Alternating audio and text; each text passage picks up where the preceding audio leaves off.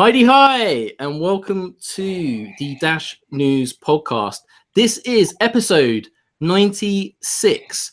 I'm Mark Mason, and I'm joined by my two fellow hosts, Joel Valenzuela. How are you? Pumped. Excellent. And Talker being super pumped. He's ready. He's energized. He's caffeinated. He's super pumped for this. Brian, how's it going? Good. Excellent. Just what I wanted to hear. Fantastic. Or should I say dash-tastic? That was just for you, Pastor. So this week, we have some very special guests from Dash Embassy Thailand. And this is the first time they've been on the podcast. So welcome to the podcast, Felix and Sascha. How's it going? Hi guys, and Savadi Cup. Savadi Cup. Kun Savadi Mai. Mark. You impressed us the last time already with your Thai. D-Mac. Okay, excellent. So, middle of the night, ready to go. Very honored to be with you guys. Yeah, this is. So those that are watching that aren't familiar with time zones, it's like 2 a.m. in Thailand right now. So props to the Dash Embassy people from Thailand that are coming on. This is great. And I think this is really a great opportunity for the community to learn a bit more about your project. You're very active on social media. You've been doing a lot of business development, lots of integrations. But let's take it back. Let's start from the very beginning. And let's start talking about who you are. Which one of you is Felix? Which one's Sascha? And what do you do? Yeah. Okay. Maybe I start. Yeah. So I'm the Sascha of us two. Yeah. So a little bit about maybe my background. I'm having more like a business consultancy background. I was like back in Germany. I was accredited from a big German bank, and I was consulting startups. That's my background. And I moved around 7 years ago to Bangkok. And I started consultancy here, and here I was more focused a little bit on tourism, on the hospitality sector, which is now a big part in our Dash strategy because we focus mainly on tourism. And yeah, so we started the Dash Embassy, or being involved with Dash like maybe 7 or 8 months ago. And yeah, then after a while, like 6 months ago, we decided to put our first proposal on the blockchain, and yeah, now we are here. Excellent. And Felix? I'm Felix. Pleasure to be here again. I'm an old dog actually in the blockchain world. I kind of fall into the rabbit hole in 2013, 14. Also coming from the business consulting background, working a lot with German banks, digitization, always being the middle part between tech and business people, making both sides understand each other. And I was blogging as a hobby, more or less, for a tech blog, and we heard this thing about Bitcoin, called Bitcoin, and see the price was going up, and I was talking to my editor-in-chief and said, well, what is this? How do I get this, right? And that's how we decided to write a book about it, and how do you buy Bitcoin, how you explain people to use that stuff, what it's all about. And since then, I'm sucked into the rabbit hole, like probably all of you. Excellent. So how did you guys meet? Did you know each other before, or did you just start on your mission of Dash and you just form like Voltron? It's like, let's assemble the dream team. Avengers assemble. I think I drove Sascha a little bit. I pulled him in this rabbit hole together with me. So I started a blockchain academy back in Germany, where we really helped banks understand the business case of blockchain, how to plan, how to use this technology, what's the business value, the business proposition or value propositions of blockchain, and from there always going to implementation projects. So Sascha and me know each other from Bangkok because I used to live here 10 years ago and then went back to Germany. I moved here back now more than 1 year ago, and yeah, we wanted to do something in blockchain, and it turned out very well. So we started off and ended up with Dash. We were in Germany, good connected to the Dash Embassy guys. So props to them as well. Yeah, absolutely. And they really helped us to understand what Dash is and why it's really worth looking deeper into it. Right? And to break it down, also, it's for us the really big part about Dash is the funding model, where essentially the money doesn't go only to the miners, right? And you really put some money to do business development. And coming from this business background, it's highly important for us that technology is nice, but if you have beautiful technology, it doesn't matter, right? So you always have to focus on the business side as well, in order to get projects on the street and to make something happen. Hey, you guys have been really involved with the merchant adoption part. What's the current count there now? Do you know? It's 70-ish right now. Yeah. Oh, wow. Yeah. It's, I mean, we never, like from the beginning, you know, like our idea was not going for sure, like mass adoption on one side for sure, yeah, but we wanted to keep like a healthy ecosystem, how we like to say. So, because we had from the beginning, I mean, one experience I have to tell. So, like at the beginning when we start onboarded merchants, we thought, okay, there's a Bitcoin map. Let's go to all the restaurants which accepts Bitcoin. But our experience was, okay, they are listed on a map, but when we go there, like, they don't accept Bitcoin. The staff even don't know what is Bitcoin. And this experience we took and we said, okay, so it's a chicken and egg problem. So it doesn't help to have like thousands of merchants if no one go there. The staff fluctuation in Thailand is very high. That means if there's, let's say, no transaction in 1 month, you can actually kick it out from the list. So it's not existing anymore because there's another staff, they don't know how to use it. Because, I mean, for us, it's easy to use, but for the normal people, like on the level of like a normal service staff in Thailand, it's not. So that's why we said, okay, let's onboard merchants, let's create a use case, a nice experience in places where we know people would go, interesting places, and keep bringing transactions there. So our function sometimes is also a little bit as consultants of the merchants, as a little bit as a marketing agency of the merchants. We had, for example, just yesterday or Thursday evening, what is more or less 2 days ago in Thailand time, we had an event on a rooftop bar. And, you know, like we created with them also a little bit of marketing strategy, and they gave 10% discount to people when they pay with Dash. So, because then they can reach a new clientele which go there and spend money. And yeah, it works for us pretty well. So our numbers in total of merchants are not impressive, but we have transactions there. So, and we have happy merchants, and the dropout rate is very low. Like sometimes there's always a reason maybe why to drop out, can be personal reason of the merchant or whatever. So, but yeah. Yeah, y'all are very, very prolific with updates and stuff. I like that. Some proposal owners, not so much. Hey, what are the other, I'd say, the next biggest 2 cryptos that are used there? That's the thing, right? Crypto is not used. Yeah. That's essentially the point. So there was no Dash before we started getting Dash into Thailand and really growing the ecosystem. And in Thailand, even many people say, "Oh, Dash coin." What is that, right? So, of course. I mean, there's no trading. There's a lot of people interested in trading, but in terms of like really, we always say from high level to street level, and there's nothing else. So there's Dash, and then there's Dash where you can really go out and get a coffee, right? So that's a good question to kind of kickstart this, because correct me if I'm wrong, but when you first started, it came across that you guys were doing conferences and meetups first before you moved over to merchant adoption, right? Exactly. So I'm guessing from what you just said, when you started doing these meetups and conferences, there was just no other exposure for other cryptocurrencies. So it was like ground zero, essentially. No. I mean, there's, I mean, like what towards payment. I mean, like there's a developer community for Ethereum, for example. Yeah, that's. I mean, trading and the developer community was here already, but like not in the way we promoted Dash. That was pretty new. So and also like we had very good feedback from the other communities for what we're doing here. I mean, we're really talking about real life use cases, right? The crypto community here in Thailand is beautiful. It's a very friendly country, also in terms of regulation. There's many people working here. I mean, it's a beautiful country for digital nomads. So there's a nice battleground for us, right? But in terms of like, can you really do anything with any of those coins? No, you cannot. So now you can do something with Dash. And what we just said, referring to your question, we realized that the meetups are nice, but and it's good and it's important to involve the community. And it was very, very important for us to like kickstart this and grow essentially the Dash community, making people aware that we are here. But now we're at the point where we really have many merchants, and then we come back to the point where we just said, like, the merchants are happy if they see we bring them customers, we bring them business. So that's why we said, like, why not combine these, and rather than doing a PowerPoint presentation for a group of people, let's do it at the merchant, right? We have the running gag here saying it's like different people eat, same people eating different pizza when you go to meetups, and so why don't really let them eat also different pizza?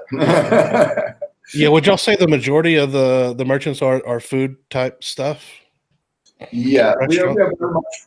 We are very much focused on hospitality and tourism. So we have some online businesses, like one merchant we are actually very proud of to onboard it is mobiletop-up.com, like kind of bit refill, which is also like beyond Thailand. I mean, they're in 145 countries and I think more than 200 mobile providers, and also things like vouchers, like similar to Bitrefill. So I think in the States, Bitrefill is a bit bigger, I believe. Mobile top-up is pretty big here in Asia and in many other countries. But yeah, so beside that, like we've been very much focused on local businesses, food-related businesses, some clothes shops, and we always looked at it that the visibility is good as well, and that everyone can use it, not only the locals here, also like when tourists coming in. I mean, Bangkok is, I think, the most traveled city in the world, like 2018. And as Felix said before, there's also a lot of crypto people here, like digital nomads working in Chiang Mai. It's like they call it a little bit like the Silicon Valley of Thailand up there, and yeah, in Bangkok obviously as well, and a lot of crypto tourism. Yeah, actually a lot of we figured out after a while that a lot of Dash people living in Thailand as well, people who are long time in the community. I mean, Mark was living here as well. He told us last time. Yeah. So what point of sale solution are you using? Or are you mixing it up using? So when you're onboarding merchants, do you offer them a selection, or do you just have like a go-to point of sale solution that you push? I mean, we don't want to push any merchant in any system. So we tell them what options do they have. And I mean, we had a couple of days ago, like published AnyPay statistics. So like a lot of our merchants using AnyPay, we like AnyPay a lot. So because it gives us the statistics, so we also can see on the map, okay, which merchant don't have so much transactions. So we can also like go to them, talk to them and say, hey, what about a Dash discount action so that more people coming for this period. So yeah. Plus the email was like an awesome support. So we're very close talking to the guys. Props out to AnyPay. We love you guys. You do a great job. And I've been looking at the statistics. It looks like by far the number 2 source of transactions on AnyPay is from Thailand rather than denominated in USD. So I think it's up to what, 73 this month so far. So 73 purchases, and you guys said it's probably not even half of all the merchant transactions locally, right? I mean, it's hard to say, like, of course. Because we don't know what the merchant uses. So as we said, like we go there, so we give them different options.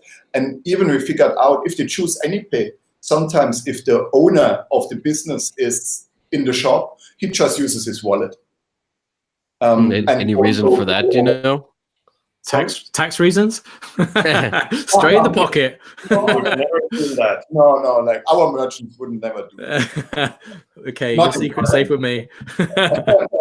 Can we cut that out? Yeah, cut. Exactly. But it's important to have the mix, and it's important to give them options, right? We also realize it's for many merchants they don't know anything about cryptocurrency when we go out there. And when we even mention the word cryptocurrency, you see in their face, it's like, there's something cheesy. I read something bad about Bitcoin, right? So this is why now we always really want to listen to the merchants and want to listen to their questions. And by doing that, adopting our sales pitch, right?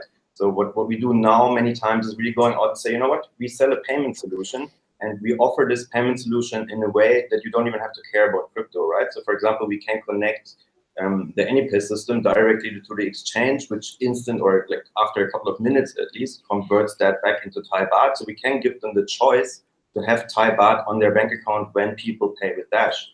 And we go there and say, you know, the value proposition is when you do that, you have a free other payment system. It's essentially 0 fee. And what we also do, we help you to bring customers in your shop, right? And we list you on global maps. We show the tourists that you are there. We show the local community that you're there. We even invite them to our Telegram channels, to our Facebook groups, and invite them to do promotions with their food. So we just said yesterday there's a German restaurant importing German asparagus to Thailand, and he like pushed out, you get 40% on our asparagus this weekend because the election weekend here in Thailand, right? So it's like we really invite them to drive their business. That's the essential point. Hey, what part of the y'all looked at the Bitcoin map and kind of went down that list? How accurate was that? Is it 50% or even 0? It was 0, yeah. It was nothing more than a dusty sticker on the door. Wow. Really 0% and not even a sticker sometimes. Like, I mean, when you said, oh, you accept Bitcoin, or we saw you accept Bitcoin, you said, Bit what? Like, I mean, they really like zero knowledge. But I mean, I believe actually like what happened, the owner of the business invested maybe in Bitcoin or crypto early stage, was super motivated, maybe especially 2017 or whatever. I can just assume. So we couldn't even speak with the owner. So and he was installing it and put it on the map, super excited, but then no one ever came. I mean, it's unfortunate like that. That also, you know, like we have a lot of hodlers. Like sometimes, you know, like when the price go up, people have a reason to not spend it because they think it goes even higher. And when it's low, they don't want to spend it sometimes as well because they think, oh, the price have to go higher first. So, yeah. I mean, so that's why we also like being very interactive in our approach with the community and you know, like, you know, show them a little bit how fun it is, you know, like to be part of the community and spend it as well, like the experience. And I mean, that was what makes me always happy on our meetups and events when we install people also new wallets and they have their first crypto transaction. Yeah, we had like last Thursday also a guy who came down to Bangkok from the countryside and he has Dash for 3 years and he did his first transaction on our meetup. So the first time he spent Dash. And I had a couple of weeks ago, like one member from Dash community, I think he is with Dash since 2014. He's living in Thailand, and he did now a couple of weeks ago his first transaction with Dash, even if he has Dash for 4 years. So yeah, and that changes a lot. Like that experience. And let's come back to the point what Sascha said is actually important, right? It's the owner who maybe decides to do Bitcoin and so on, right? But the big thing with Dash is that we have teams going out and really talk to people, explain how it works, and give options. And we have so many options in the network where we can give different choices. Excellent. Are you going out and eating lunch and dinner at these locations that you've onboarded? Yeah, definitely. I had the German asparagus just yesterday. Nice. he love it. He love it. It's like there's so many good food on Dash now. It's like my Dash T-shirt is getting a little tight here. Yeah, I can understand that. Expenses are in Dash shirts. Yeah. Man, I can't. Sorry, Brian, go ahead. I was just gonna say the 10% discount is also really good. That's one of our value propositions. Hopefully, we get that back with the bit refill as well, because that's huge. That's huge. Yeah. But the thing is, there's many systems in Thailand. There's an app called Eatigo, for example, which like has so many restaurants where people put discounts to fill their seats when on bad days, on Mondays, on Tuesdays, something like that, right? We tell them, why don't you do it in Dash? And you get the crypto community. You really can talk to a new group of customers, which you couldn't do before.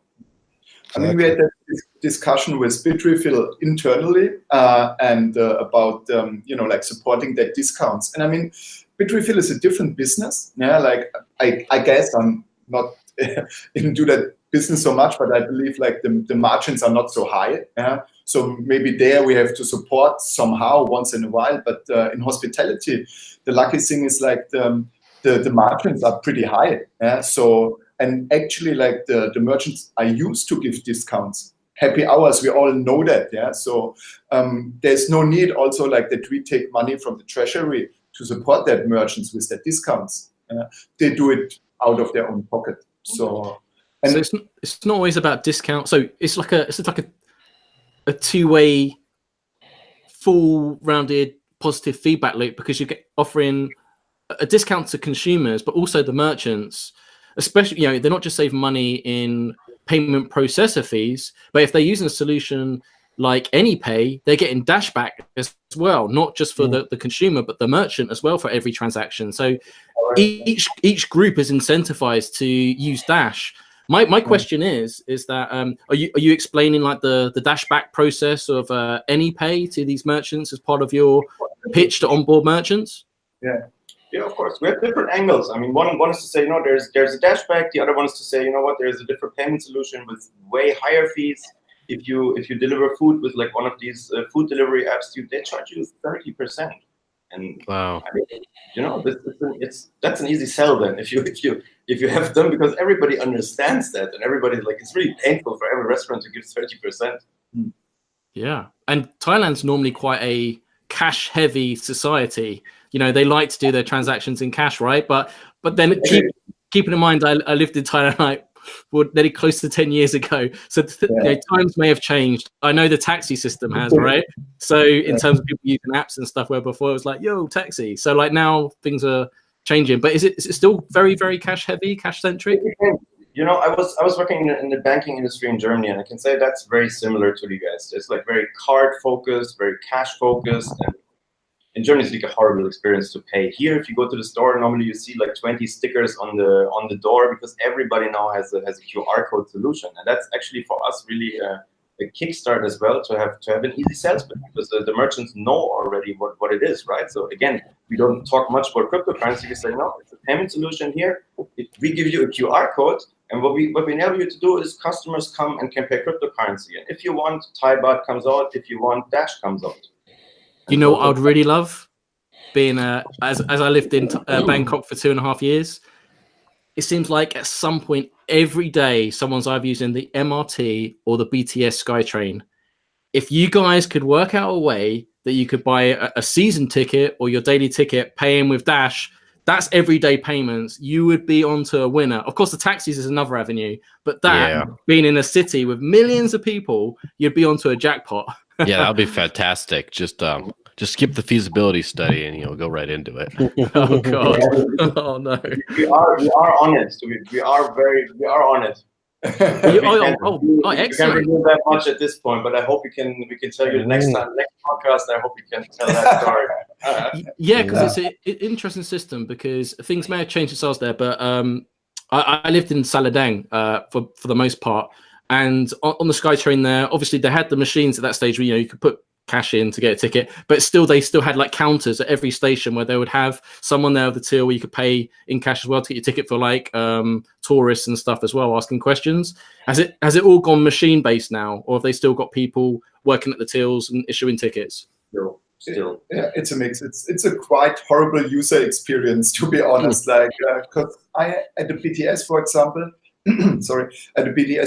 they only accept coins, so you cannot even pay with bills. So sometimes you have to queue to change your bills into coins to be able to go back to the machine and queue again to get your ticket. So and what Felix said, I mean, we're getting there. So maybe also back to your question you had before, like was that we started with meetups. I mean, we had from the beginning a plan, and you have to go step by step. I mean, in the first 3 months, so we've been very much focused on education. Yeah. So because people didn't know what is Dash, so we had to focus on that.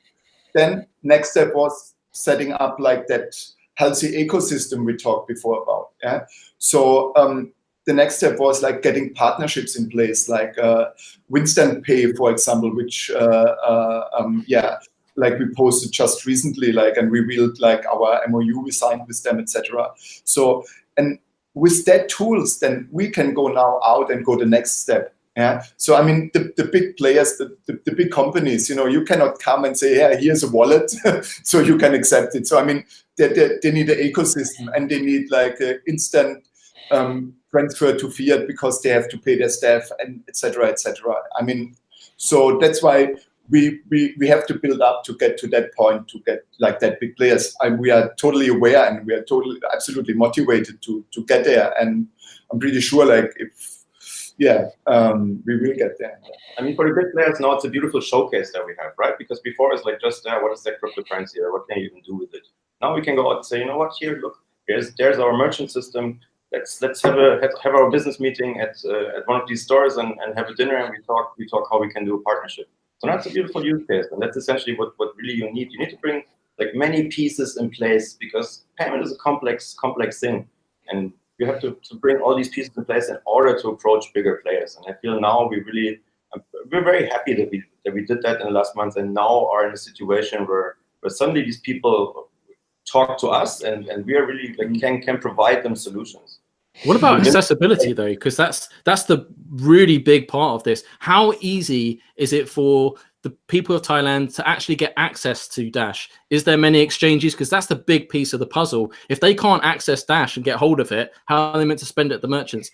Is there a lot of access? Are there ATMs? Are there exchanges? Is it easy to buy Dash in Thailand? It's easy to buy Dash. There's one exchange in Thailand which with high liquidity and the trading pair Thai baht to Dash. But that's what Sascha just mentioned with Winston Pay. That's one thing, right? What we enable now with Winston Pay, and that's what we're really, really happy about, because this is like for us really the biggest missing piece we wanted to figure out. Now we have a system where essentially in the background of that system is like a whole network of providers. So we can now do essentially give a fixed exchange rate. I mean, one of the issues is that when you send a transaction to these exchanges and they don't have instant send integrated, it's a 15-minute time period to get the 6 confirmations, which is already another volatility risk for the merchant. So if you charge, it depends how much you charge. If you charge 100 baht for a beer and 95 baht arrive, that's 5% already, right? So this is hard to handle. And now with Winston Pay, we have an option to really give and we can instant send the money to Winston Pay and get immediately the price. And the merchants know exactly that they get what they charged. And settle in fiat on their bank account like instantly. Is Uphold workable in the country or not? No, Uphold is not available here. No Thai baht. No, exactly. And Winston Pay is, to make that clear, is not only for Thailand, right? With Winston Pay, we now essentially connect almost all markets step by step, and connecting all these players, which are exchanges, banks, and other payment exchange providers in the background. Yeah. Another merchant I'd love for you to onboard in Bangkok, because there's shopping malls everywhere, right? They're like the go-to places to hang out. But one thing that I loved, well, maybe I don't know compared to the States, but in the UK, going to the cinema in the UK is actually quite expensive now. That's actually really expensive, especially popcorn and things. And in Thailand, there's a few options in these big malls. And if you can get a discount, incentivize people to go to the cinema, because as you say, I'm familiar with like certain days, they always do certain discounts. And also for students as well. Don't forget, they have, I used to go to Bangkok International University to study and go to their library and stuff. And I think if you can incentivize the students as well, because student discounts there is huge in Thailand, right? Yes, we in fact had quite some university meetings, Sascha. Maybe you can tell a little bit. Yeah. So I'm actually like speaking on the 3rd of April. So like in 1 week, 10 days, something like that. I'm having 2 speeches at the university at the same day.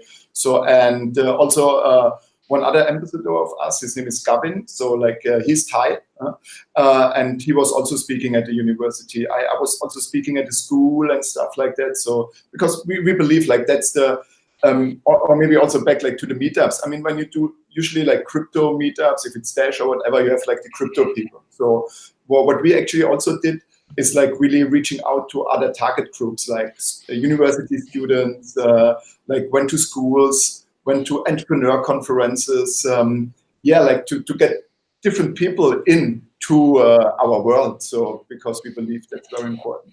Exactly, that's a very good point, right? We also realized it's very good for us to hang out at non-crypto events, like just classic payment events, at a supply chain forum where we were speaking. I mean, honestly, we're also very happy because we now get so many invitations on conferences to be speakers. Like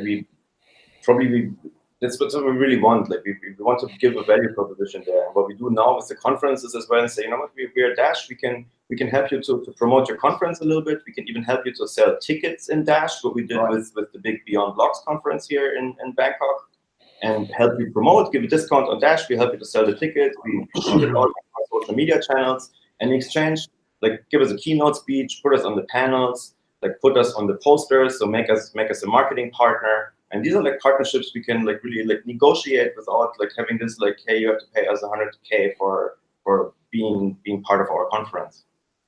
How Excellent. How long have y'all been there, and what made y'all move there? Been where? To me, to Thailand. Just in Bangkok. Yeah. How long have y'all lived there? In my case, so I said it, I think, at the beginning. So I moved here like 7 years ago, and I lived here 10 years ago. Went back to Germany for work and relocated again beginning of last year. Y'all went there for work-related issues? Yeah, like I mean, I as I said, like I had my own business consultancy back in Germany, and I mean, how to say, like I needed a new challenge, so I came here and I wanted to like start over and like and start a new challenge, and I really like to live in Asia. I mean, like like I see the future here, to be honest. So also like regarding payments, I mean, as Felix said before, when you go even to small food stalls, they have like QR codes everywhere. Like, it's really impressive. So when I go back to Germany, I always feel okay. Like I went in a time machine. So it's. I'll give you an example. The classic German use case is you want to have you go with the car, you want to park somewhere. You realize you have to park somewhere, you get a ticket. In order to get a ticket, you have to find a store to get you a Coke in order to get coins to pay the parking machine. And like half an hour later, you can finally park your car. So we really feel like Thailand or Asia really skipped all that card and cash payment process now, right? They just skipped the generation and now went to QR codes already and to mobile NFC-based payments. That's really huge here. Yeah, that seems to be kind of the way to go, because sometimes just getting people to switch and evolve, it's just like, it's so terrible. And I found that a lot of the merchants with the least infrastructure seem to be the quickest to get cryptocurrency, because they just have like an envelope with a bunch of cash and then that's it. And then you just say, all right, why don't you do this thing on your phone? And then, okay, now they do that too. And like, I remember there being a few local farmers market merchants here in New Hampshire who started accepting cryptocurrencies years before they ever got like a Square card reader to plug into their phone to swipe a card. So yeah, it works. It works in interesting ways. Yeah, you don't have to invest in anything. I mean, like just the app on your phone, and you can start accepting crypto. So it all sounds good, right? But what are the biggest challenges and obstacles you've had to overcome? So we spoke about Winston Pay and being able to give merchants that ability for exchanges. But when you first started, you must have had some challenges. So you're telling me in terms of regulation, you haven't had any issues. You haven't any problems with police or officials or anything like that. You haven't had any legal issues. The opposite. We invite them to our meetups and we try to start a conversation with them. And the funny thing is, when you start talking to government, you realize it's just people and they're nice. And if you talk to them normally, they will reply to you like nice and polite, and you can figure out stuff, right? So it's, actually, we want to bring ourselves in a position where they ask us, because we being the crypto payment experts. And we like, the more we go out, the more we are on conferences, the more people see us, like the more you get this image, and it's better to grow the ecosystem. But of course, I mean, the challenge was what Sascha said before, when we went out and like naively think, okay, there's the Bitcoin accepting stores, these must be the stores, and like, bam, that was a bummer, It's like we went to 30, 50 stores and like zero outcome, right? So then it's like, okay, what can we do now? And now, then again, we are now at the sales pitch. We've switched it many times. We really listen to like a design research kind of approach, where we listen to these people, to the issues, to the questions, and try to give them a way that they don't even have to ask these questions. And then again, the important part is giving them the option. Say, we offer crypto in a way that you don't have to know or feel crypto. And honestly, I mean, think about the internet, right? What was the first use case for the internet? Was writing mails. And nobody knows about TCP/IP and all these protocols, right? If it would still be like that, we wouldn't have Uber and Airbnb. It works because you get mass adoption if you don't feel the technology anymore. That's what we strongly believe. What about the journey though? Because over time, surely, when you first started speaking to merchants to onboard them, it must have been quite a daunting experience, but at the same time, you didn't have all the resources, the pitch wasn't refined. So surely over time, things have got better. But when you first started out, was it like, oh God, right, we need to get all these things fixed and sorted to be able to do this? I hadn't thought of that. Was there anything that kind of, when you first started thinking, oh my God, yeah, we need to do that. Why don't we think of that? And like, I'm sure right now you've got like a smooth process, you know, whether it's flyers, cutouts, or, you know, a perfect pitch. But like, just because there may be other people watching from around the world that want to be inspired by what you've done and want to do something else. So your journey and how you pitch these merchants could be of great help to them. So your journey of getting to this point would be very helpful for other people. So can you just speak to that for a little bit? So after we had this bummer with the Bitcoin shops, essentially what we did was figuring out who in our circle of friends owns the restaurant or owns the shop where it could be interesting to have that, right? And if it's friends, they're forgiving. so you can really figure it out and start playing with it. So we installed their first POS system, tried out different POS systems, and I mean, there you really find the challenging parts. And if you figure out that, actually you're ready to go, and you don't have to be shy. Actually, that's the biggest problem, right? I mean, you will fail at the beginning, and if you fail 50 times, it's so painful and makes you depressive. But I mean, don't let yourself down and just try more, and you will find a solution right after a time. And the sales pitch will get better and better.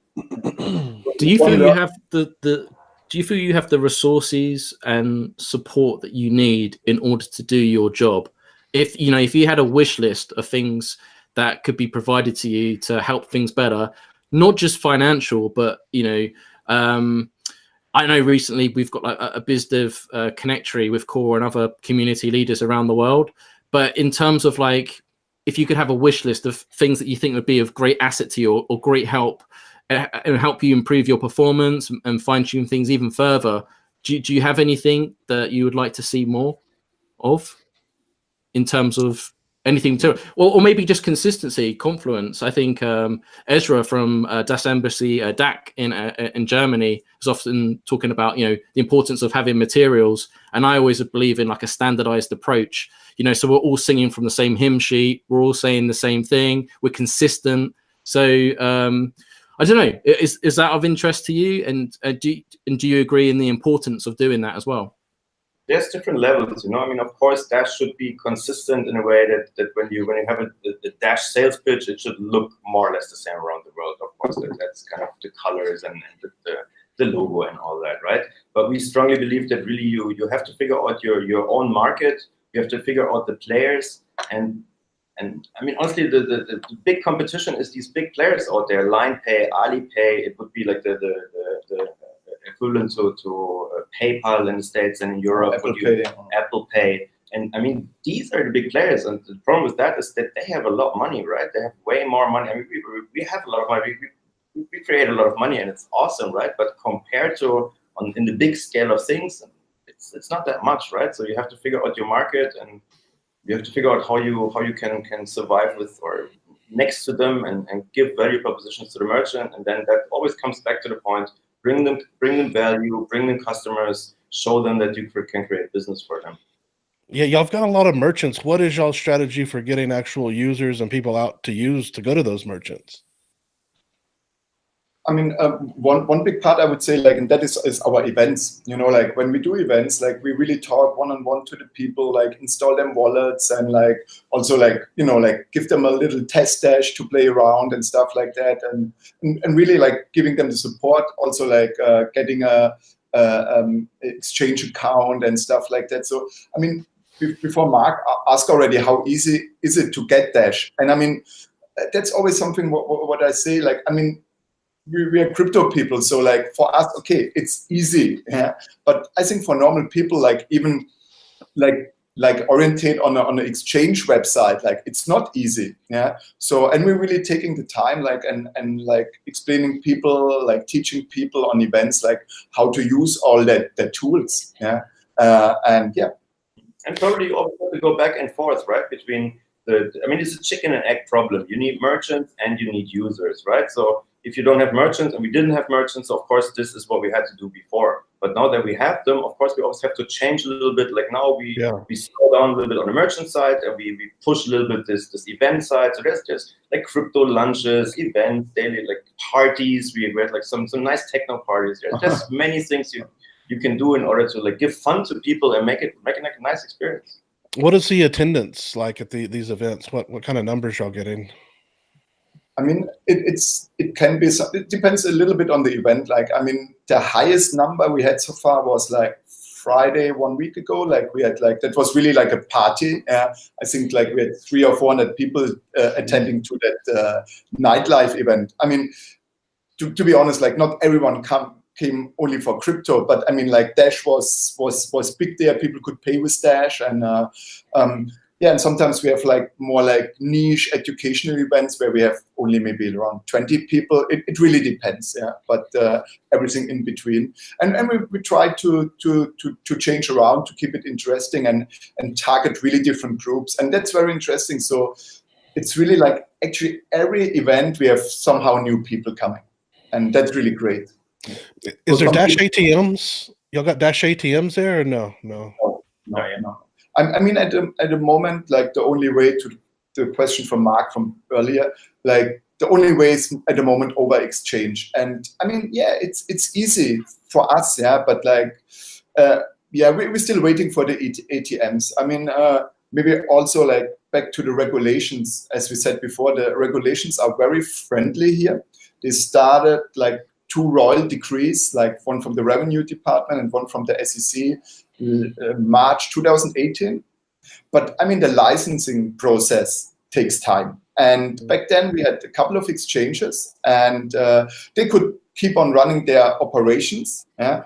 And they all got now licenses, but now also like the broker and dealers coming. And for ATMs, it's not an exchange license, you need a broker and dealer license.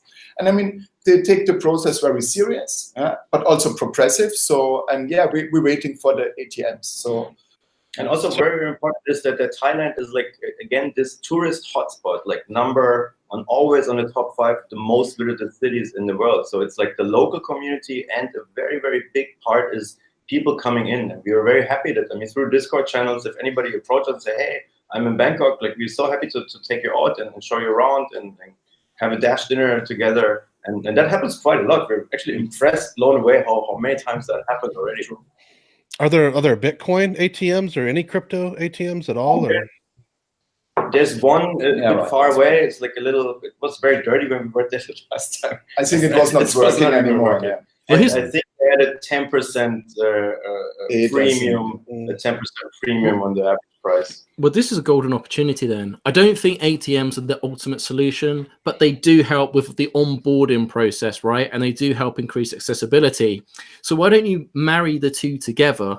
So there are a lot of campuses in Bangkok, right? In terms of universities. Yeah. And we've already spoke about targeting students and the discounts targeted at students. Wouldn't it be great if you could get a Dash ATM at each campus for students and then tie in the discounts to the students as well? So when they're at the university campus, they can get the discount. There could be flyers on the side with a little leaflet saying where they can spend it all with their discount.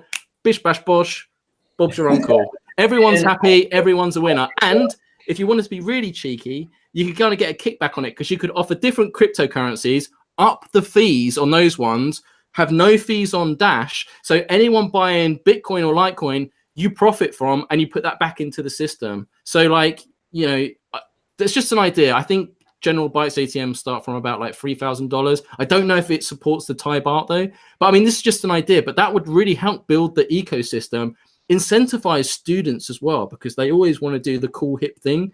And especially if they're spending the majority of their time on campus, they're seeing the ATM and then they're seeing, I can get 10% discount at the cinema, you know, at the shopping mall and the food court, all this sort of stuff. Even the food court in the universities, that's a really big thing in Thailand. You've got a lot of opportunities here. And I know I'm going off the top of my head, but I'm just having flashbacks to Thailand and I'm just seeing you've got so much opportunity. Yeah, I think it'll be amazing. Yeah, I mean, we are as excited as you are, of course, and we would love that. And I mean, in an ideal world, we would have that much money that we just buy that stuff, get the license, and do it ourselves, right? The reality is it's not like that, and that's why we talk to a lot of partners. We are in talks with ATMs, with banks, with exchanges, in order to make it all easier, right? And then it again comes back to the Winston pair. That's now a solution where we really can have the most easy on and off ramping from Dash, and from Dash to Thai baht, and probably like then in the long run to many other currencies.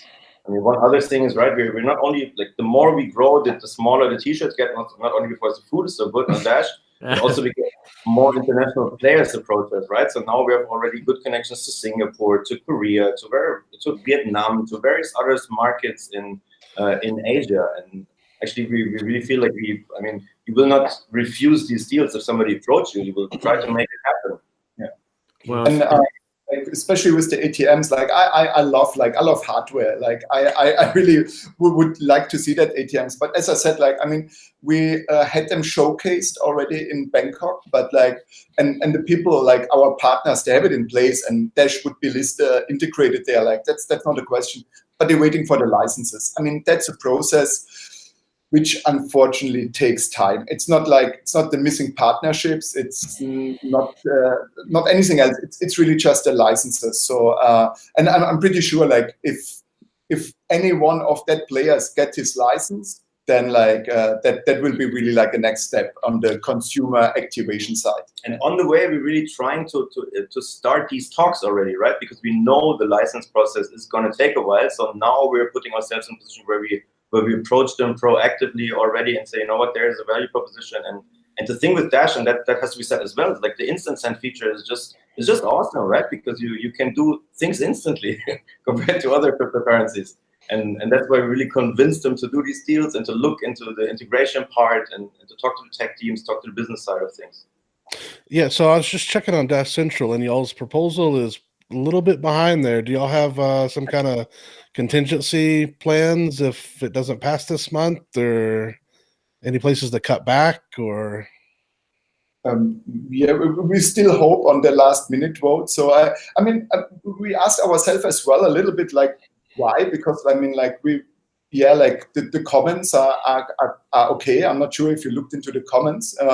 So that's why we actually hope that the people who support us, like, still vote at the end somehow. So yeah, I mean, if we wouldn't get enough votes, because I mean it's a tight treasury this month as well. A lot of proposals out, and I mean everyone doing a really good work. So I mean, maybe like sometimes also a little bit difficult to get the message out. Not everyone is reading it. It's a lot of information also for the master nodes to really decide on what is good. So I mean, we will doing our thing, like we will try our best, and hope we get voted. I mean, for sure, like if we don't have funds, so we have to reduce on some ends.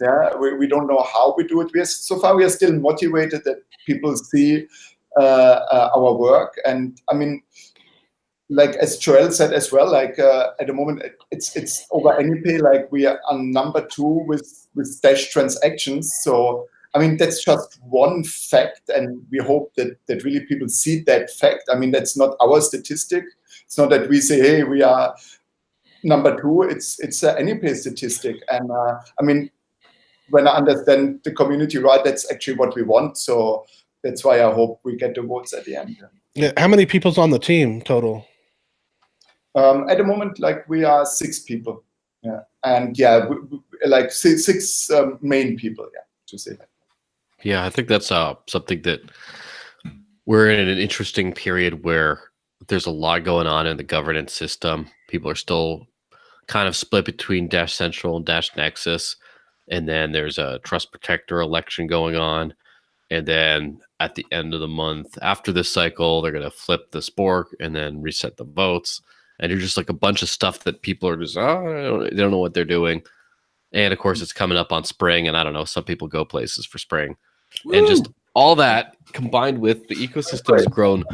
The thing is, Dash has grown so fast during a time when the price and therefore the ability of the treasury has grown so slow, or reverse grown, whatever that term is. So even though it's been doing better last month or so, last 3 months maybe, it's still like everyone wants to, like, let's get everything going. Let's get adopted everywhere. There's groups all over the place. There's people running around Nigeria. There's people in Venezuela. There's people in Colombia. There's people in Thailand. There's people up here in New Hampshire. There's people, more places than I can count, still just kind of like waiting around. And it's like, I think that at some point it gets hard to, even if you're going to throw 5 Dash at everyone, like 5 Dash at each project, you'd run out really quickly because it's just everywhere. It's so I really hope you guys keep working to the best of your abilities and don't take it like a personal thing. Some people do, by the way. Some people, when there's like tight funding or whatever, they just say, "Oh, I just guess I don't like me." It's like, no, but you're doing great. You just everyone there's, you know, and things have happened before where I've seen some proposals that some people got really upset that didn't get passed, and they didn't vote that time. They were like, "Oh, this one didn't get in."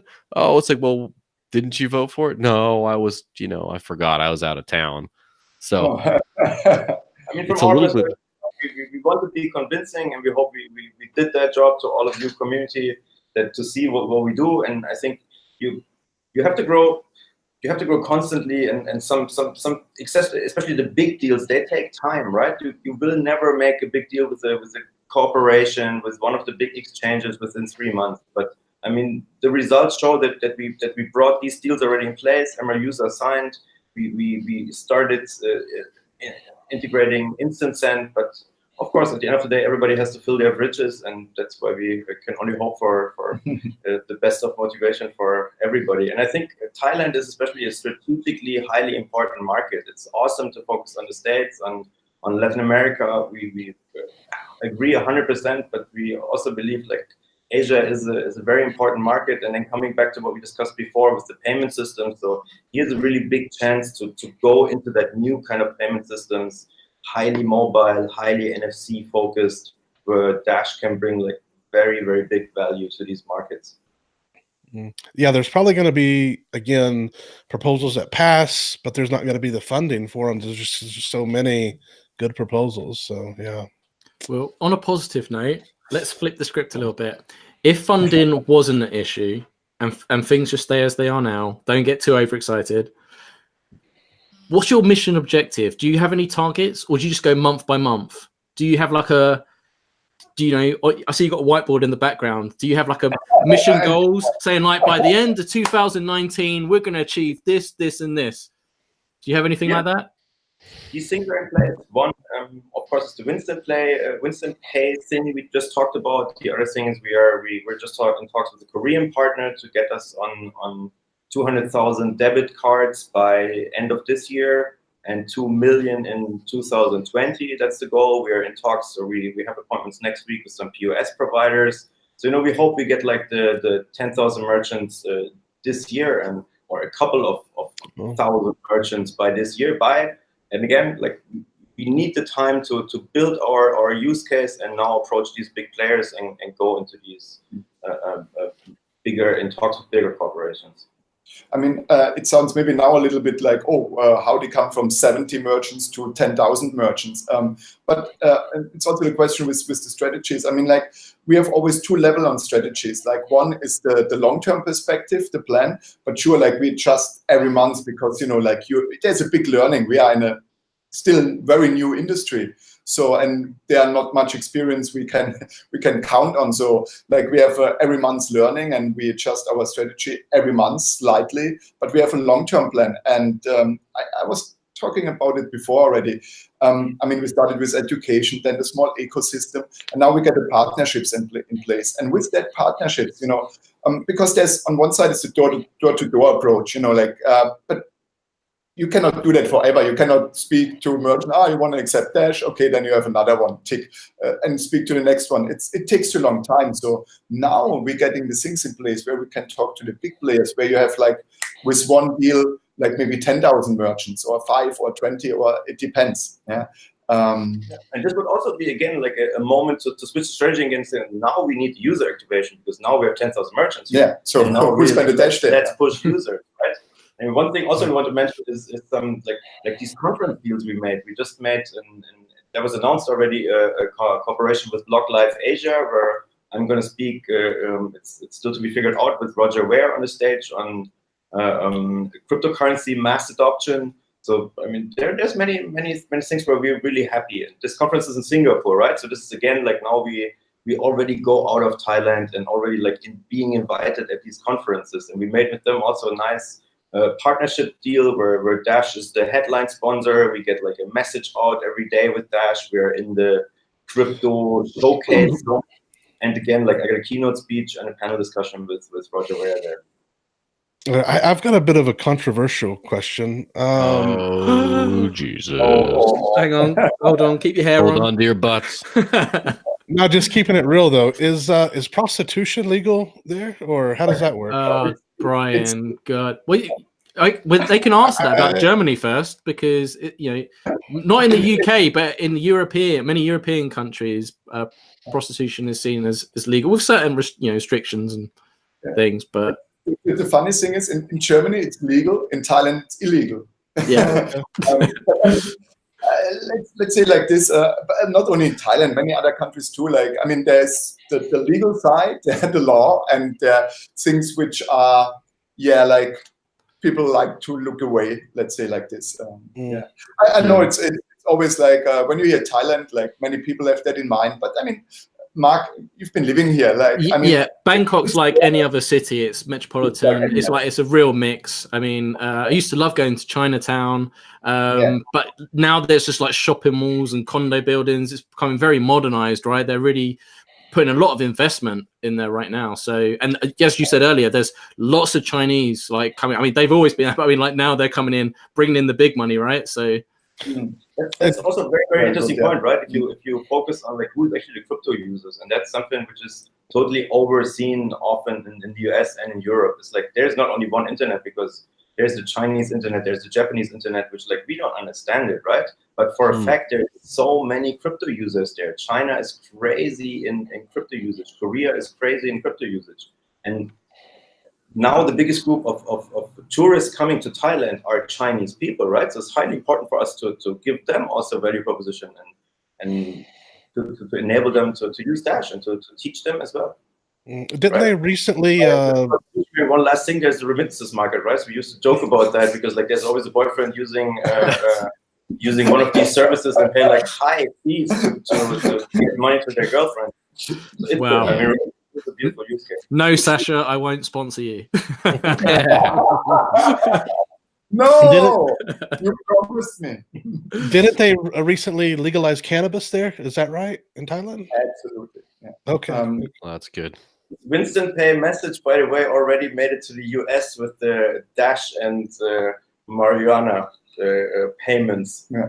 They already some guys are already looking into that because they saw the news. I just heard that. I didn't know this. So this is just a recent thing. It's now cannabis is now legal in Thailand. It's complicated. Yeah, I mean, it was like the announcement was like on the New Year's Day. Yeah, like medical marijuana, but it's a little bit the same like with the crypto regulations. You know, they allow it. Yeah, but then the licenses. So then people apply for the licenses, and that's when the process is starting. Yeah. So, and I mean, with crypto, everything is clear. I mean, like we have operating exchanges. We can do our thing. Like it's totally legal to accept crypto compared to many other countries where it's not legal. Yeah.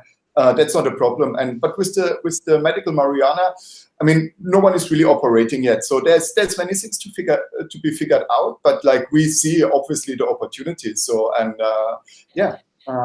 that's the next step. I mean, Thailand in general or Asia in general, let's say like this, like they're going pretty advanced, pretty progressive on many things, are pretty forward thinking. So yeah, I mean.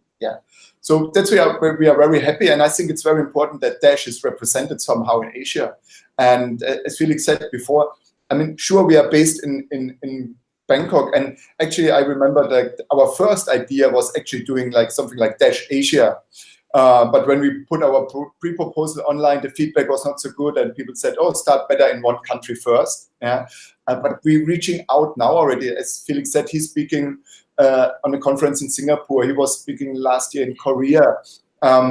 Partners in Korea. We have partners like in Asia, and actually also beyond Asia even, because I mean, as Joel also before said, like there are now like a couple of countries where Dash is very active, but I mean, it's just in countries. I mean, like, and we are a decentralized organization, are we? So, and there's advantages, but also disadvantages. So, there have to be like one Dash nation somehow, like later, where we combine our efforts, like, and our synergies, like, and yeah, so we don't stop at the Thailand borders with our work. Also, one good point, like now we're very in regular and kind of intensive talks with Dash teams around the world, and especially to share this experience. But we feel like there was a little bit of a gap in communication with these teams, because I mean, everybody has so much experience and we can essentially learn so much from each other. You mentioned that the documents going around, right? It's just, the problem is not that we should all use the same document. The problem is rather like, how can you make every team aware that these documents exist in our country? What's happening right now is that everybody is creating their own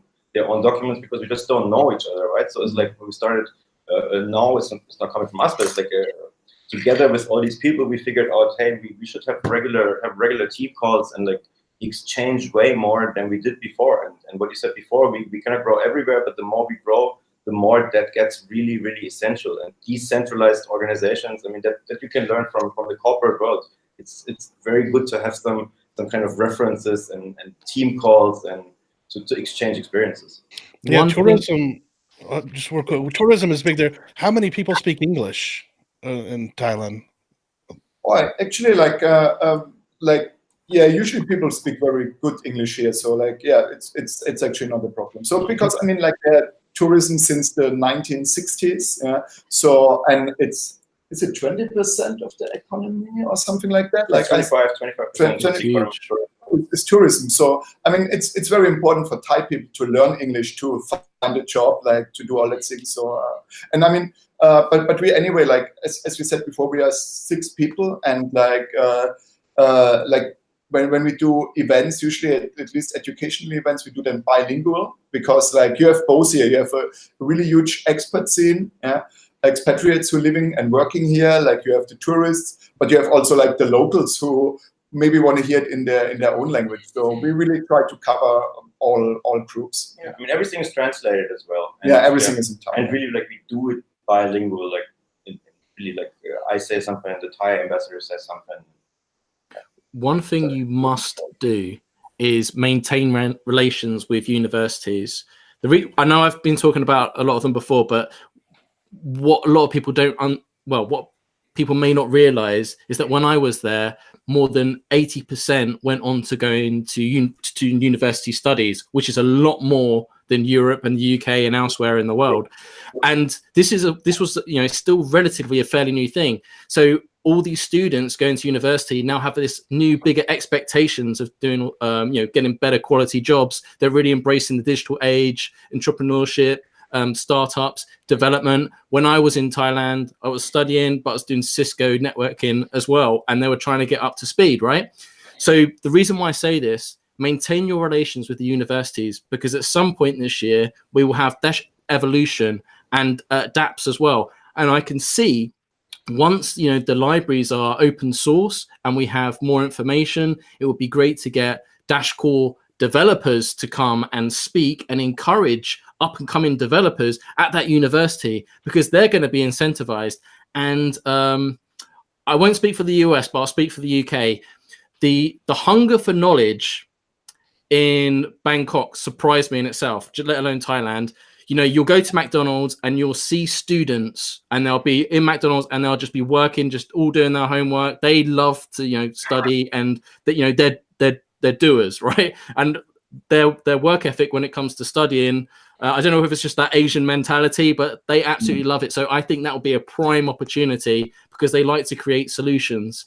So dApps in general, and considering cryptocurrency scene is known there, but development style, you mentioned Chiang Mai and an Ethereum expat community. Well, let's incentivize the local community, the up and coming university, embrace the young, create an ecosystem with the students, with the discounts, and let's just have a fully rounded ecosystem. Yeah, agree 100%. And I mean, one thing is also, we already find out we're doing that. We talk to many university students, and for us, it's really beautiful that those are the people we don't have to explain cryptocurrencies from scratch, right? They know already what we're talking about. They might not know everything about Dash. And another thing, and that's, I mean, we invite the community to let's do a hackathon here, right? Bangkok is beautiful. It's a kind of a cheap place to organize huge conferences. And I mean, we very much come from this world where we know how big events have to be done, and get a good price for that stuff, right? So I would be more than happy to host the first big hackathon after Evolution release. Oh yeah, wonderful. Yeah, that would be fantastic. Wow. And maybe a future event for a Dash conference. Yeah, absolutely. Yeah.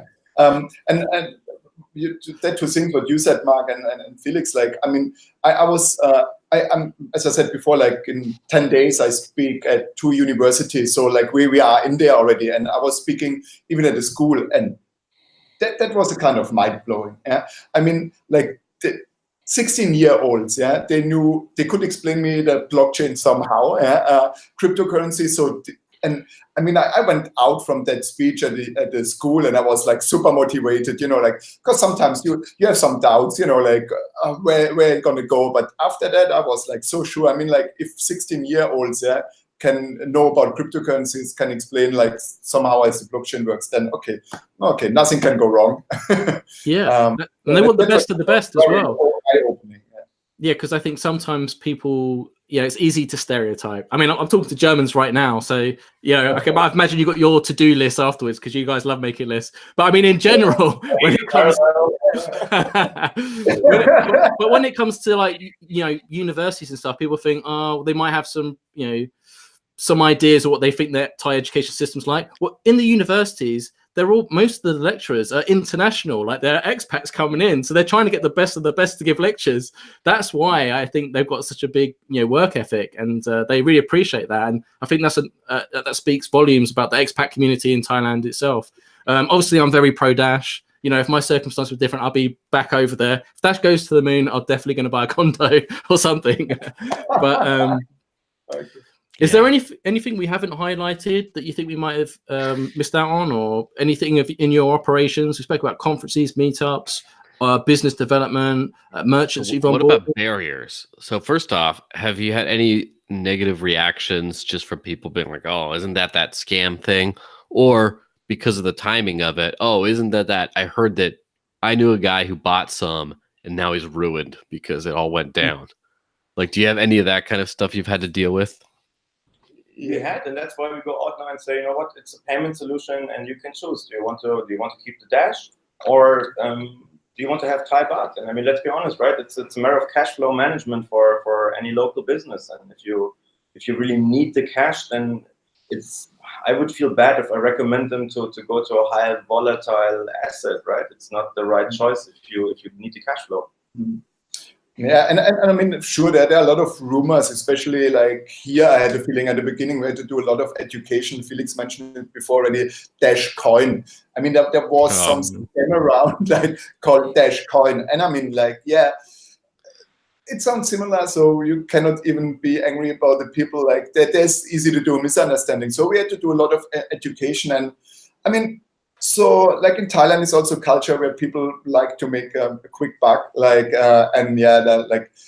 multi-level marketing and Ponzi schemes been big in the past. So I mean that's also a reason why like now the SEC like take a lot of time with the licenses, because they don't want to do anything wrong. Like and I mean we agree with that process. They're on one side very progressive, but on the other side very careful to have a good reputation on cryptocurrencies. And there's maybe one point I really wanted to get, really wanted to mention, like in that podcast, because we got some messages and stuff, because like there's one news and one article always going around with the 7 currencies allowed in Thailand. I'm not sure if you guys heard about that. Yeah. And I mean, that's like a really huge misunderstanding, like, because Dash is not on that list. Yeah, that doesn't mean Dash is not legal here or anything. I mean, that list going around is just for ICO trading pairs. Yeah, and I mean the SEC, they have some measurements where they say, okay, like we allowed that 7 currencies for trading pairs for ICOs. So that's the only difference. We are not on that list for like private cent. Is one reason. So, but I mean, we have it. So, and I mean, that doesn't influence our work here at all. Like we had even meetings with the SEC. Like we are friends with the SEC members on social media. I mean, like that's really like a friendly relationship, and we are very outgoing. They come even sometimes to our meetups and like. So that's one thing I really wanted to get. I wanted to say in the podcast because like. And it's really important to understand that that what they care for is really investor protection. And I mean, it was really like the fun fact. There was a coin called, but like this is Dash Coin, and we promise you a Mercedes if you buy their coin. So it's like, oh my god, they really stole the logo from Dash and put it on the flyer. It's like, oh my gosh, so it's like, oh, what is happening? It's bad. It's very important to have to talk to the SECs, and I totally get their perspective on investor protection. That's their main mission. But I mean, let's be honest, ICOs are kind of a dead cat at this point. And I mean, Dash is not really interested in ICOs. We're not interested that people get some whatever coins with Dash. What we are interested is getting Dash into the real world and into payment. Yeah, I can imagine. Have you had any issues with their Dash specific, not like crypto? So for example, here in New Hampshire, it's always been a very Bitcoin heavy, like basically this is like the hotbed of early Bitcoin use in the world, right? Like Roger Ver was donating to the radio show in Keene, New Hampshire. That's how he heard about Bitcoin, was from out of here. It's so we have had once in a while, not anymore. It's been probably a year or so since we've had issues. But in the beginning, when Dash started to take off, when Bitcoin stopped working quite as well, we had some people that were like, "Oh, that's just a scam. It's terrible." Well, from like other cryptocurrency people saying, "Oh, I heard that one's bad and not as good. This one's better," and that seems to have died off here. But have you guys had any of that kind of thing, or something to the effect of, "Well, but why don't I use Bitcoin because it's like up at the on the list?" And Dash is like, "But 15 or whatever it is at the time." You have any of that? I would rather say the opposite. What we do right now is going out and say, you know what, we are top 15 coin. Like, you should work with us. And that works kind of good. And people are quite understanding that Bitcoin is not something you can really pay with because it just takes too long. And we just have the better value. And the fees too. Last I saw was like 50 cents for a Bitcoin transaction. Now, has the Lightning Network been getting any kind of traction over locally? What do you mean? Great answer. I know. I'm going to take that. I don't know. I don't know. Probably don't even want. Probably don't want to go there. Yeah, because like the Bitcoin Lightning Network. It's really, I mean, like as we said before, there are other coins around. There are other communities around, but regarding payment or anything, like I mean, we tested it. There's zero. Maybe there came one up, and we don't know about, but. Towards payment, there's only Dash really, like in there's no competition with Bitcoin or anything like that. Any bar or restaurant accepted, not in my knowledge. I think in Phuket, I think like outside of Bangkok, I heard from once, but yeah, I mean it's can't compare. So, also, that's maybe one part what we like in terms of 2019. Also, like because we said we focus on the tourism industry, I mean of course we started off in Bangkok. That's the first use case we had to build. And from there, we would, of course, love to expand also to give tourists coming here like a nice experience. They can travel around with so many beautiful islands. And, of course, we want hotels there. We want bars there. So this would be also something we would like to go as soon as possible. How long have you been doing the proposals? What month are y'all on now? It's 6 months now. 6 months. Oh, wow. We had 2 times 3 months proposals. And, yeah, that. The one online you mentioned before, like, would be the third proposal. But actually, we did the first couple of months, like we start working here without any proposal. So like we started without any funding and did everything out of our own pocket. Did events like and go out because like we first wanted to test it. How is it even like? Is it worth to get funded? How is the market here? And like the feedback was really amazing. So that was actually like the motivation then to really put a proposal online. So you're getting close to your Dash anniversary, huh? Yeah, right. Yeah, it's coming up. Come here to celebrate. Yeah, I really like Mark's idea about the universities and the ATM because I think the users is the next evolution in y'all's game plan there. I would think with y'all got a lot of merchants. I heard one guy like eats 90% of everything with Dash he's able to eat off of. So that's good. Yeah. I agree. I want to come out and visit you guys. If I can get time off from Dash Force, or maybe I can go out there at some point this year, I'd love to. Don't count on it. Yeah, it's probably not going to happen, is it? We waited 2 years now, Brian. 2 years. We can offer you the co-working space here. You can work and sleep and pay in Dash at this co-working space. So you don't even have to take holiday, Mark. I can believe that as well. Do the podcast at 2 a.m. at night. I mean, like it's perfect. You know, like you have the whole day for working, and then at 2 a.m. you do the podcast. I know that's the problem, and that's inside of your usual hours anyway. Although, is there any reliable place to purchase frozen pizzas for Dash over there? Frozen pizzas, not, but like you can get homemade pizzas, like and yeah. So I don't know, Mark. Does that cut it for you? Yeah, I tell you what, I miss Thai food so much as well. So yeah, that's one of the reasons why I want to go back, and I want to catch up with some old friends and stuff as well. So it's been a long time. But guys, Brian, is it that time? We should probably wrap it up. Yeah. There we go. Cool. I didn't want to take it away from Brian, so I had to. We missed that. We got so long. Recent podcast when Brian wasn't there because he wasn't able to say that crucial line that gives us permission. Exactly. Don't trust, verify. Ask Brian. He's working on blockchain time. UTC. He knows what it's about. It's that time. So yeah. Speaking of time zones and stuff, Sascha, Felix, thank you for joining us in the early hours of the morning and for coming on the podcast. We are grateful, and I hope the community found this to be useful. So thank you for coming on the podcast. Thank you so much for inviting. It was a pleasure to be with you. I hope we could tell you a good story, and I hope we were convincing for you all, guys. Excellent. And before I throw over the outro to Joel, where can people go to find you to find out more? What's your social media? What's your website? Where can they go to learn more about your operations? I mean, website -thailand.org. Like we are very active on Facebook because like it's very big here. Like I know, I think in US and Europe, like it's going a little bit down on that side. So, but here it's still very big. Telegram, like actually we are everywhere -Thailand or -Embassy Thailand. So you can find us on all social media actually. So and but we're also using the Dash forum like for our updates and activities. So yeah, I mean that's a very good overview actually also what the Dash forum. And you're available on Discord as well, correct? For sure, yeah. I mean like we have channels like one Thai channel and one Thailand channel on Discord. So yeah, Sascha Bangkok and Jeremiah. Yeah. Wow. Well, speaking of Discord, I know a man that would like to say a few words about it. Oh yeah, stay away from it. It's a scam. No, just kidding.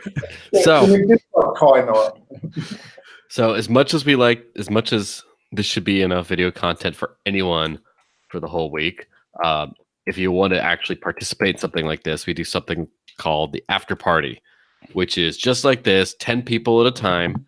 We all join, we talk until the sun comes up, Mark's time usually. And yeah, there's a lot of interesting stuff that gets worked out there. A lot of people have started their proposals from conversations in there. A lot of people have absolutely lost it at Mark before and vice versa. There's just a lot of fun stuff that happens there, and you want to get there. So first you have to go to the Dash Talk Discord, which is staydashy.com. Still like that URL. And then you just start asking around for, hey, where's the after party? And then one of us should plug you in. And then there you go. That's a fantastic thing. And of course, if you like this right here, like, share, comment, subscribe, smash for Dash, as Mark likes to say. And yeah, we actually do read the comments. Sometimes there's a bunch, sometimes there's a few. Thank you for not recently commenting too much on Brian or I's personal appearances or habits or things like that. Or like, wow, why is he always doing that thing? So thank you very much, but please keep commenting otherwise. Excellent. Thank you, Joel. So that was staydashy.com, Dashy with a Y. I've added the address in the live chat if you're watching this on YouTube. And thank you if you're listening to this as well. If you would like to listen to this in audio after you watch this on YouTube, tomorrow on dashnews.org, I'll be reposting this video with links to iTunes, TuneIn, Player FM, all sorts, all kinds of goodies. So that was episode 96 of the Dash News podcast. Thank you for watching. Have a fantastic weekend wherever you are. as Joel said, if you've found this to be informative, please press that like button, smash for Dash, and don't forget to share and subscribe. So, with that being said, stay positive, stay humble, but most importantly, stay dashy. Stay dashy, everyone. Have a good weekend. Cheerio.